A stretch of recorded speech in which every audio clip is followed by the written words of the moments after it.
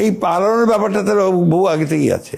এটা আমার কাছে হাসিনার ওই স্টান্ট পলিটিক্স করেনি, তো সেই স্টান্ট পলিটিক্সে মনে হয় ওনার দেশে ফিরে আসার পরিণতিতে যদি উনি চিন্তা করেন তাহলে তো ওনাকে রিথিঙ্কিং করতেই হবে, কারণ আসার সঙ্গে সঙ্গে উনি গ্রেপ্তার হবেন। অলরেডি তার মৃত্যুদণ্ড হয়েছে আপনার কোর্ট অফ লতে, তো তাকে যেতে হবে।